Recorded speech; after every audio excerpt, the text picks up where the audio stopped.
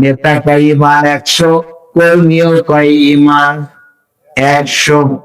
আপনারা কি তাই করবেন না? আমার ইমান 100% কি আছে, ঠিক আছে বলবেন না? কথা বলবেন না? কিন্তু আখিরাতে মিজানে হাসরের মধ্যে ওজন দেয়া দেখা গেলে 70। কথা বলেন। আপনি মাপ দিচ্ছেন আপনার দৃষ্টিতে, আপনার ওজনে, আপনার কল্পনায়, আপনার হিসেবে 100, কিন্তু কল্পনা যাওয়ার পরে মিজানে যখন তোলা হবে হাসরে ওজন দেয়া দেখা যায় 70। এখন কোনটা টিকবেন? কথা বলেন। এবার আপনারা কি আমার উপর রাগ করছেন? ছেড়ে দেবো? আমি কিন্তু এখনো তাফসিরে ঢুকি নেই, ভূমিকাতে আছি। আমি ঢুকতে তাফসিরের দিকেই যাচ্ছি। আমি তাকে দেখতেছি 100, ফেরেশতা মাপ দিয়ে দেখে কত। আল্লাহ বিচার করবে কোনটা দিয়ে? এই ব্যাপারে কারো দ্বিমত আছে নাকি? তার মানে কি আমার গোত্রে ইচ্ছু যায়, আমার দাড়িতে ইচ্ছুই দেওয়া আছে না, এটা কাম ঠিক কিনা? আল্লাহর হিসাবে যেটা আসবে এটাই হবে, এবং এটার উপরে আমার কি হবে? কথা তো ক্লিয়ার? এখন একটা কথা ভালোভাবে কান্নার শুনেন। ইবাদতে আমলের কারো যদি ঘাটতি থাকে আমার আল্লাহ মাফ করে দেবেন। বিভিন্ন শাস্তি ভোগ করে আল্লাহ তাকে জান্নাতে দিবেন। কিন্তু ইমানে যদি কম থাকে এ ব্যাপারে কোনো মত নাই। এই ব্যাপারে কারো দ্বিমত আছে নাকি? শোনেন, তাহলে তো দ্বিমত থাকার কথা। ইমানদারের ঝামেলা থাকে, এই ঝামেলা দিয়ে কি জান্নাতে যাওয়া যাবে? কিন্তু আমার যদি একেবারেই নাই, একটু আমল করে নেই, জান্নাত যাবে না? প্রকৃত জান্নাতে যাবে। আপনার ইমান হয়েছে কত? 70, আমার জনের হয়েছে 80, আর একজনের 85, আর একজনের 40। এখন বলেন ইমানে যদি ঘাটতি থাকে, ঘাটতি ইমান দিয়ে জান্নাতের মালিকার হবে না? এখন বলেন তো বেজার লাগলো কিনা? আমি ঘাটতি দেখে পাবে তুই আমার করে জান্নাত দিবি, কিন্তু ইমানে এবার তো শুনছেন ইমানের যদি ঝামেলা থাকে সে কি বুঝতে পারবি? এখন বলেন আমার তো মাপ দিয়েছিলাম 100, একেবারে বড় বড় পাগড়ি ধরে যায়, বড় বড় মাপ দিয়েছিলাম 100 কারো মিললি বেশি হয়, কিন্তু মিজানে হাসরে মাপ দিয়ে কয় কেজি? এখন বলেন কোনটা ঠিকবে? এখন কোন সময় মাপ দিয়ে যদি দেখেন কম হয়ে গেছে, ওটা পূরণ করার জন্য বেনি কান্দি ফিরে আসছেন কিনা? হুজুর আমার দিলাম তো 37 কমে গেছে, আমার একটু জোড়া দিলেন, দিবি নাকি? আপনার সুযোগ আছে। আমার প্রশ্ন হলো আপনার ইমানটা হাসপাতালে মাপবেন না দুনিয়ার মাপবেন? ইমানটা মাপবেন কোথায়? দুনিয়ায় নাকি হাসপাতালে? আচ্ছা দুনিয়ায় মাপবেন কিরা কিরা তাই জানতে হবে। ইমানটাকে মাপবেন কে কে? যারা ভাবতে নাই তারা আলোচনা বোঝে নাই। তাহলে ইমানটাকে যদি আপনি দুনিয়াতে মাপেন, আপনি বুঝতে পারবেন ঘাটতিটা নেন, তখন আপনার ভুলটা সংশোধন করে ওজনটাকে কারেকশন করার সুযোগ আর সেই কথাটা ঠিক কিনা? কিন্তু হাসরের মাঠে ওজন দিলে মাপ দেওয়া কারেকশন করার কোন সুযোগ হবে না। তাহলে দুনিয়াতে আমরা মাপতে চেয়েছি কিসের ভিত্তিতে মাপবো? কিসের ভিত্তি থাকতে পারবেন? ইমান মাপার জোরতে হবে কোরআন। রাস্তায় জান্নাতের ঠিকানা কোথায়? কোরআনে। জান্নাতের ঠিকানা কোথায়? কোরআনে। জান্নাতের ঠিকানা হাদিসে, এর বাইরে হচ্ছে নাকি? জান্নাতের ঠিকানা কোরআনে, জান্নাতের ঠিকানা কোথায়? হাদিসে। তাহলে জান্নাতে আমার ইমান ঠিক আছে না কম আছে না বেশি আছে, এটা মাপ দেওয়ার যন্ত্রের নাম কি? আল্লাহ হাদিস। কোরআন হাদিস দিয়ে কি করতে হবে? আমার ইমানটাকে মাপতে হবে। যারা হাত তুলছিলেন যে মাপবেন, এখন বলেন মাপবেন কি দিয়ে? ভাই কি দিয়ে মাপবেন? কোরআন হাদিস দিয়ে মাপবেন। কথা কি ঠিক আছে? ভাই মনোযোগ আছে আপনাদের? কার কার হাত তুলে দেখেন তো আমাকে। আমার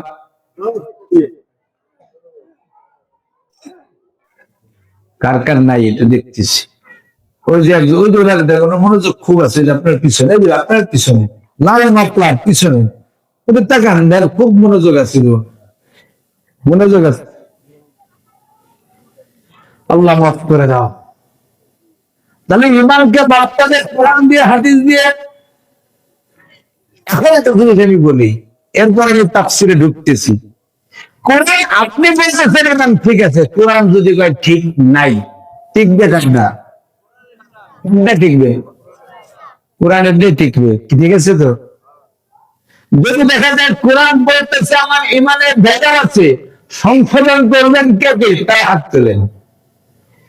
কোরআন বলছে ইমানের ভেজাল আছে, তাহলে সংশোধন করবেন তো ইনশাল্লাহ, নাকি হুজুরের উপর ঝাড়ি মারবেন? আমি কিন্তু বলছি আমি কোন ওয়াজ করবে না, ওয়াজ সব কাল হবে। আছেন আমাদের সভাপতি সাহেব তো কলশিপ করতে পারেন আলহামদুলিল্লাহ। সূরা বাকারা ৮ নম্বর আয়াত, খুব দূরে না কাছে, সূরা বাকারার ২য় নম্বর পৃষ্ঠা একটা আয়াত আছে, ৮ নম্বরে কি আছে টাকা?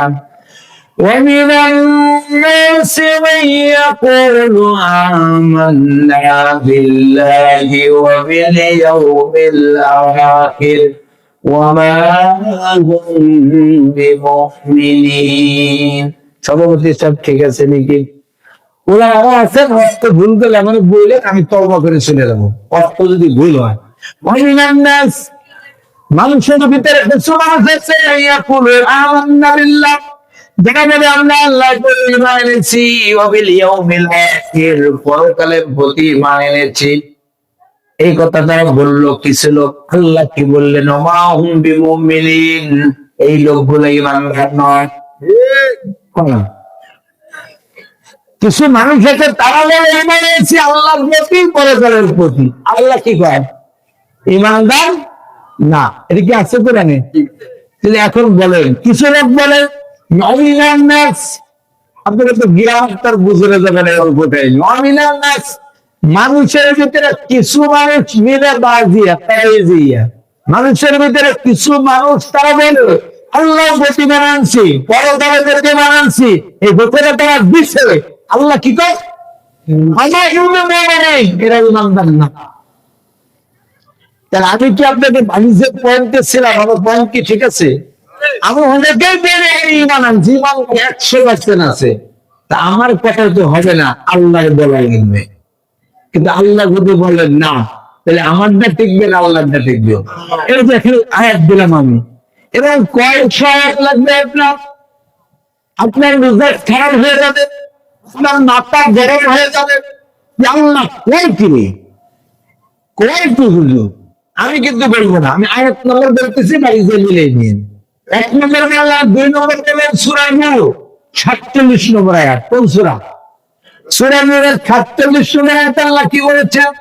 وَيَقُولُونَ آمَنَّا بِاللَّهِ وَبِالرَّسُولِ وَأَطَعْنَا ثم تولى فريق منهم من بعد ذلك وما أولئك بالمؤمنين।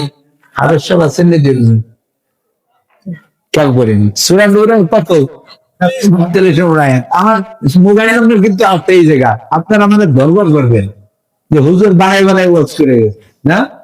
আল্লাহ কি বলেছেন? টাকা ওরা কম রেনা জবান টাকা গেছে গা, তারা সবাই বলে আল্লাহর প্রতি মানছি, অবিল রাসূল রাসূলের প্রতি মানছি। কথাটা তো বলছেন দুইটা, ওয়াতানা, এবং আমরা আনুগত্য করলাম। কথা বলে ঈমান আনছি আল্লাহর প্রতি, ঈমান আনছি রাসূলের প্রতি, এবং আনুগত্য করলাম। এরপর আল্লাহ বললেন সুম্মা। সুম্মা অর্থ কি সভাপতি সাহেব? অতঃপর। একবার বলছে তারপর, অতঃপর। খেয়াল করে ঈমান আনছি আল্লাহর প্রতি, ঈমান আনছি রাসূলের প্রতি, এবং আনুগত্য করলাম। সুম্মা অতঃপর একটু আগে যারা বললো আল্লাহ প্রতি রসুল প্রতি মানাচ্ছে আনুগত্য করলাম, এদের ভিতরে কিছু লোক আনুগত্য করার থেকে মুখ ফিরে নিল, আনুগত্য করলো না। বলতেছেন কে? এদের ভিতরে কিছু আনুগত্য করলো না, মুখ ফিরিয়ে নিল, মুখ ফিরিয়ে নিল। আমার আল্লাহ কি বললেন?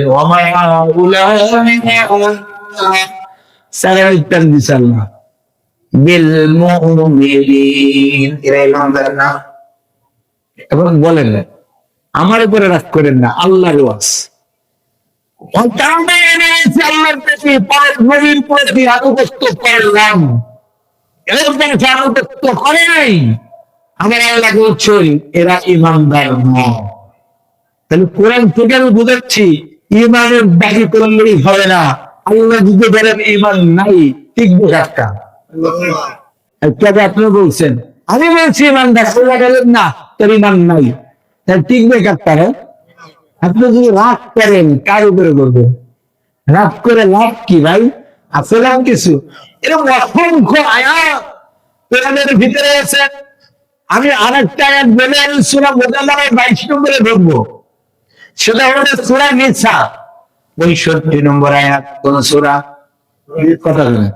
65 নম্বর আয়াতে সূরা কি বলছে? ফালা ইয়ারবিকা লা মুমিনুন, হে আল্লাহর রবে করতে ওরা ঈমানদার না। এটি কারতে মারাত্মক না জটিল না? ও ফালা ইয়ারবিকা লা মুমিনুন, হে আল্লাহর রবে করতে আল্লাহ নিজের কসম কি করতেছেন? নিজে কাটতেছে। আল্লাহ নিজের নামে নিজে কসম খেয়ে ফেলতেছে ওরা ইমানদার না। বুঝছেন? তারা তারা তাদের তিনটা গুণ আছে, কয়েকটা দেখেন কয়টা এর ভিতরে তিনটা গুণের কথা আছে। যে তিনটা গুণের কারণে আল্লাহ ওদের বলতেছেন ওরা ইমানদার না। শপথ করে আল্লাহ বলতেছেন। একটা হলো কি فلا وربك لا يؤمنون حتى يحكموك فيما شجر بينهم ثم لا يجدوا في أنفسهم حرجا مما قضيت ويسلموا تسليما। একে বোঝানোর জন্য আয়াতের সামনে নজরুলটা বলি, ঘটনাকে বললে বোঝা কি হবে? সহজ হবে। তাকান, একজন মুসলমান, তার নাম হলো বিশির ইবনে আকরা। বিশির ইবনে আকরা একজন মুসলমান, আরেকজন ইহুদি। দুইজনে জমি নিয়ে ঝগড়া। কয়জন? কি নিয়ে? বিশির আর একজন ইহুদি, দুইজন জমি নিয়ে কি হয়েছে? ঝগড়া হয়েছে। এরকম ঝগড়া লাগে না মানুষের? এখন ঝগড়া তো বিচার করা লাগবে না?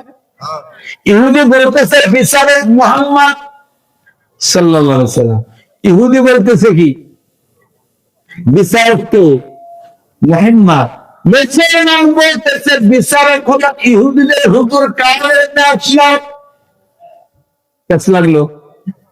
ইহুদি বলতেছে বিচারক কে? কথা জানা রে ভাই, মুহাম্মদ। আর মুসলমান বলতেছে বিচারক কে? ইহুদির হুজুর কামরে আসলাম। তাহলে আমার নবীর বিশ্বাস আছে কার? ইহুদির বিশ্বাস আছে যে মুহাম্মদ ন্যায় বিচার করবে। মুসলমানকে আমার নবীর কাছে বিচারক মানছে, সে মানতে পারে ইহুদি হুজুর রয়ে। এখন ইহুদি বলতেছে এটি কেমন মুসলমান? নবীর উপরে বিশ্বাস চাই, এটি কেন মানুষের বলে দেবো? না, বলার দরকার নেই, এটা চল জানি। দুইজনের কাছে বিশ্বাস করে বিশ্বনবীকে কান লাগা। বিশ্বনবী দুই পক্ষের গল্প শোনা করে বললেন জমিটার মালিক হলো ইহুদি। জমিটার মালিক কে? ইহুদি। আমি কিন্তু এটা গল্প বলতেছি, এটা কোরআনে তাফসীর। এই একটা ছাড়েন জুল, এই একটা দাবিনেছে ঘটনার কারণে। এই ঘটনাটা বুঝছেন? কোন তাফসীর দেখবেন? সব তাফসীরে আছে। তাহলে এক নম্বরে ইহুদি বলছে বিচারক হলো মুহাম্মদ, মুসলমান কি নবীকে বিচারক মানছে? এক নম্বরে নবীকে বিচারক মানছে না। দুই নম্বরে বিচারক তো রাসূল রায় দিয়ে দিছে। এখন বলতেছিস বলো তাই উমরের কাছে একটু জায়গা চলো। কে বলতেছে? মুসলমান। মুসলমান বলতেছে চল উমরের কাছে যাই পেরেন্টস নিয়ে। উমরের কাছে যাচ্ছে, উমর সব শোনার পর এখন রায় দিবে। রায় দিবে না? সে কি জানে নবীর কাছে গেছিল? কথা জানো নাকি? জানে না। ইহুদা বলতেছে এটা কিন্তু বিচারের ছানি। এটা কি আপনারা কাছে আসলে বিচারের ছানি হঠাৎ করে দেশে তাই বিচারের ছানি দ্বিতীয় নম্বর বিচার। ইহুদিকে জিজ্ঞেস করলেন ওমর প্রথম বিচার করছে কে? ইহুদি বলতেছে প্রথম বিচার করছে বিশ্বনবী মুহাম্মদ সাল্লাল্লাহু আলাইহি ওয়াসাল্লাম। তিনি বললেন রাসূল বিচার করছেন কি? বললেন জমিটা আমার পক্ষে রায় দিয়েছে। মুসলমান বলতেছে দেখেন আমি একজন মুসলমান। ওমরের মেজাজ খারাপ। দাঁড়া ঘরের ভিতরে গেছে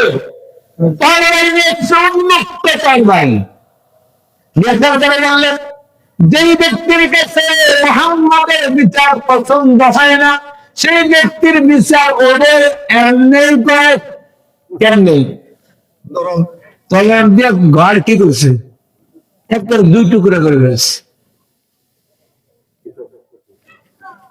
প্রথম দিকে আল্লাহ করে গেছে ওমর মুসলমান হত্যা করে আয়াত চলে গেছে না?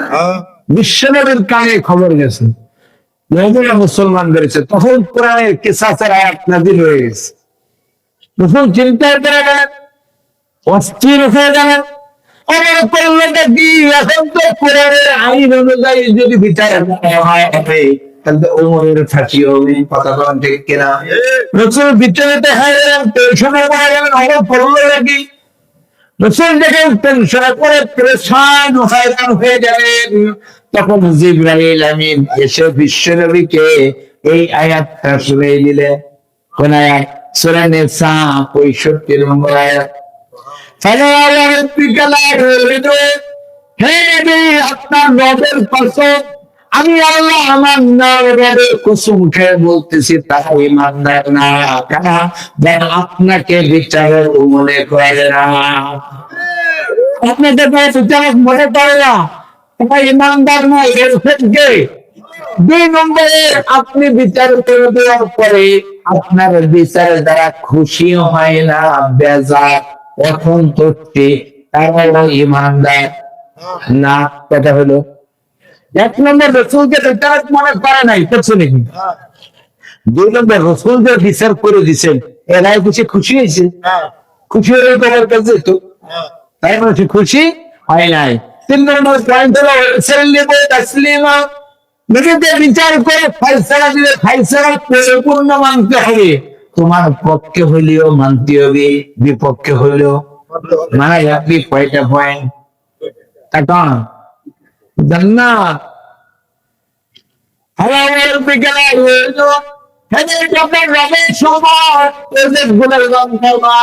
যারা আপনাকে বিচারক মনে করে না, যারা আপনার বিচারের পরে খুশি হয় না, যারা আপনার রায়কে পরিপূর্ণ মানে না, এরা ঈমানদার নয়। যারা একজন অমর মুসলমান করে নাই, একজন মুরতাদকে যে ব্যক্তি মুসলমান হওয়ার পরিমাণ থেকে বের হয়ে যায় তার নাম কি?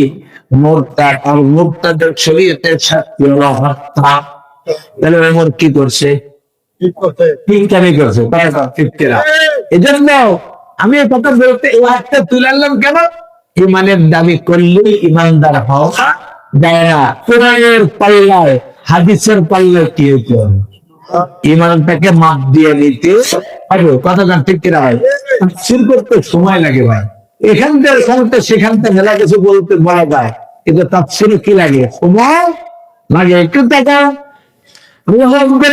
সূরা মুজাদালা 22 করে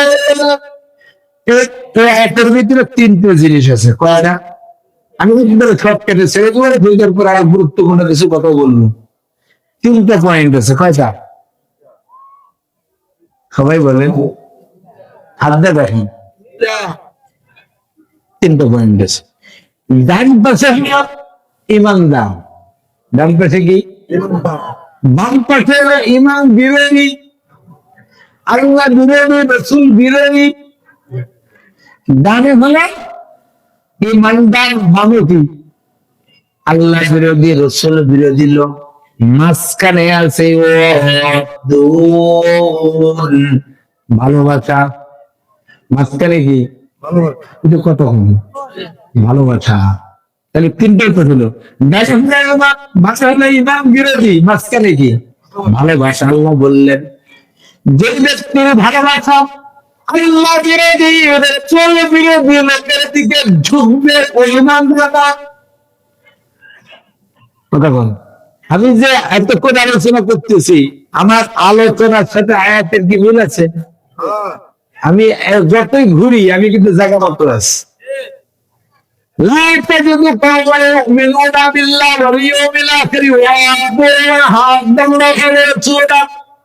যে ব্যক্তি আল্লাহ বিরোধী, রসুল বিরোধী লোকদেরকে ভালোবাসবে, তাদের দিকে একটু ঝুঁকবে, তাদের দিকে একটু দুর্বল হয়ে যাবে। আমার আল্লাহ স্পষ্ট করে বললেন এদেরকে ইমানদার হিসেবে পাবেন না। এখন যদি কোনো ব্যক্তির ভালোবাসা, আন্তরিকতা, মহব্বত আল্লাহ বিরোধী, রসুল বিরোধী লোকের সাথে থাকে, তাহলে তার ইমানের স্বীকৃতি কি আল্লাহ দিলেন নাই?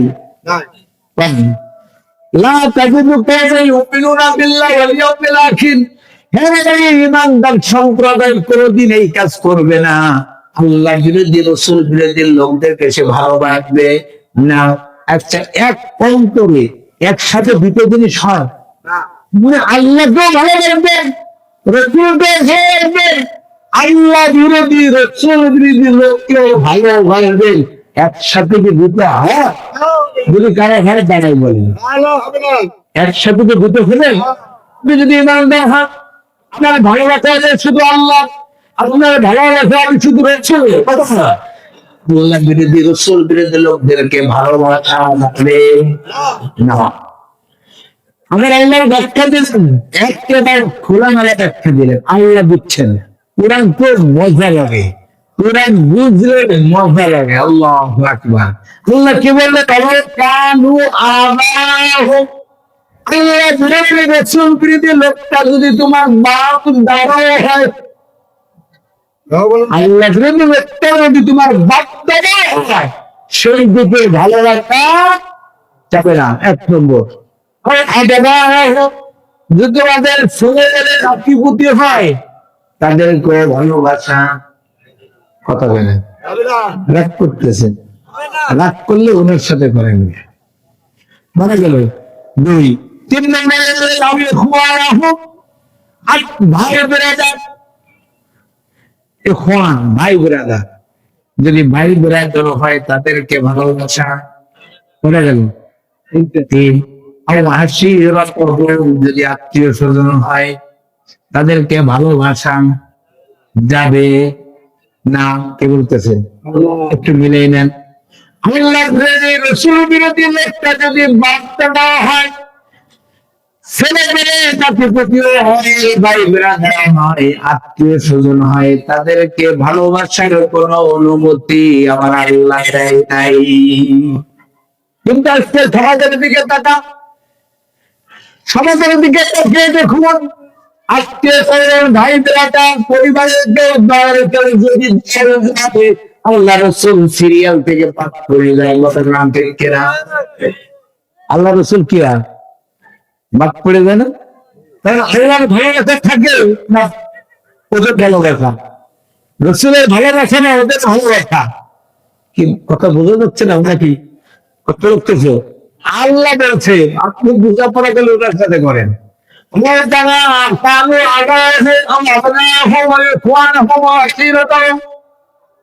আপনি আল্লাহ বিরোধী, রসুল বিরোধী লোকটা যদি আপনার বাপ দাদা হওয়ার ছেলে পেলে নাতিপুতি হয়, ভাই বেড়াদার, আত্মীয় স্বজন হয়, ওদের দিকে ভালোবাসার কোনো অনুমতি আমার আল্লাহ চাই নাই।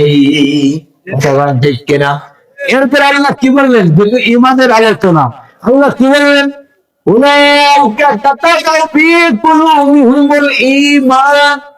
যাদের অন্তরে আল্লাহর ভালোবাসা আছে, রসুলের ভালোবাসা আছে, আর তাদের ভালোবাসা নাই, ওদের অন্তরে আল্লাহ ঈমানকে লিখে দিয়েছেন। সুবহানাল্লাহ। যাদের অন্তরে শুধু ভালোবাসা কা আল্লাহ, শুধু ভালোবাসা কা রাসূল, ওদের অন্তরে ঈমানকে দেখে দিয়েছেন কে? আল্লাহ। একটা উলাইকা কাতাবা ফি কুলুবিহিম ঈমান, তাদের অন্তরে আল্লাহ ঈমানকে দেখে দিয়েছে। সেম যদি কোনো ব্যক্তি হয়ে একা যে আল্লাহকে ডাক দিয়ে রাসূলকে ব্যক্তিগত যদি কেউ ভালো রাখে, আল্লাহ কি তার অন্তরে ঈমানকে লিখে দিয়েছে? দেখছেন মারাত্মক কথা। তাদের অন্তরে ঈমানকে লিখে দিয়েছে, এটা কি প্রমাণ হবে? এটা প্রমাণ হয় না। তাহলে এখন যদি কারো অন্তরে আল্লাহ ঈমান লিখে দিয়েছে, কারো অন্তরে ঈমান লিখে দেয় নাই, পার্থক্য আছে নাকি? আছে। যার অন্তরে আল্লাহ ঈমান লিখে দিয়েছেন সে ঈমানদার, যার অন্তরে আল্লাহ লিখে দেয় নাই ওই ঈমানদার নয়। বলতেছেন কে? আল্লাহ। এটা মাপবেন কি দিয়ে? ভালোবাসা। কি দিয়ে? ভালোবাসা দিয়ে। দেখুন ভালোবাসা মাপেন। সাইয়েদনা মুসাব ইবনে উমাইর রাদিয়াল্লাহু তাআলা বদরের যুদ্ধে তার আপন ভাই বন্দী হয়ে আসছে মসজিদে নববীতে, তার বাপকে বদরের যুদ্ধে নিহত হয়েছে, মারা গেছে। বদরের যুদ্ধে কাফেররা বন্দী হয়েছিল না? এখন এই বন্দীদেরকে কি করবে? আল্লাহ তাকে সাহাবীদের সাথে পরামর্শ করলেন। পরামর্শ করলেন, অধিকাংশ সাহাবী পরামর্শ কি দিল? যে কিছু বিনিময় নিয়ে, বন্দী বিনিময় নিয়ে কি করেন? ছেড়ে দেন। কিন্তু একজন সাহাবী একটা মত দিয়েছিলেন, তার নাম কি? সাইয়েদনা ওমর।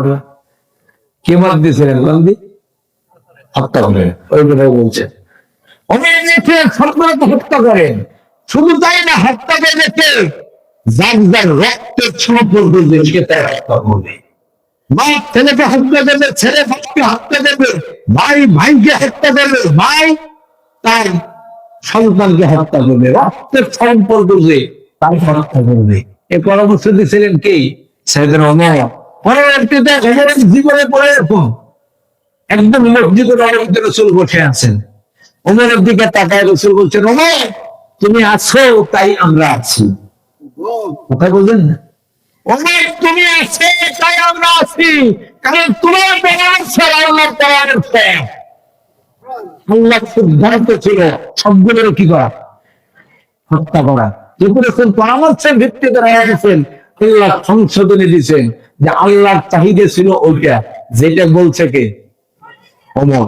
মুসা ইবনে উমাইর তার ভাই আবু আজিজ ইবনে উমাইর মসজিদে নববীতে একজন আনসার সাহাবী ওরে বাঁধতেছে দড়ি দিয়ে। তো মুসা ইবনে উমাইর কি বলতেছে? বাঁধবে শক্ত করে হবে। ওর বাপের অনেক টাকা পয়সা আছে। ওর বাপ মানে কার বাপ? ও বাপের ভাই, টাকা টাকা। ওর বাপ মানে বেটার না, তাই না? শক্ত করে বাঁধবে, ওর বাপের অনেক টাকা আছে। তারপর আজিজকে অবাক হয়েছে, ভাই তুমি না আমার আপন ভাই, রক্তের ভাই, তুমি এই কথা বলতে পারলে? চিৎকার দিয়ে বলছে, না না না, তুমি আমার ঘরে নাও। যেই লোকটা তোমাকে দড়ি দিয়ে বাঁধতেছে ওই লোকটা হলো আমার ভাই। কথা বলেন ঠিক কিনা? সাইয়েদনা আবু বকর তার সন্তান আব্দুর রহমানের চাওয়া যেত, তখন ঈমান আনে নাই। বদরের যুদ্ধের সময় ঈমান আনে নাই, মনে পড়ে আছে। মক্কাতে গল্প করতেছে একদিন মসজিদে নববীতে বসে, আব্দুর রহমান বলতেছে, জি আব্দুর রহমান বলতেছে, বাবা বদরের যুদ্ধের দিন তোমার আমি পাইছিলাম বাঘ মতোই, কেন যে তুমি আর বাপ, এই জন্য তোমার আমি কি করছি? ছেড়ে দিছি, তোমার আমি মারি নেই। সাইয়েদনা আবু বকর বাঘের মতো একজনদের দাঁড়ায় উঠতে, কি আমার সামনে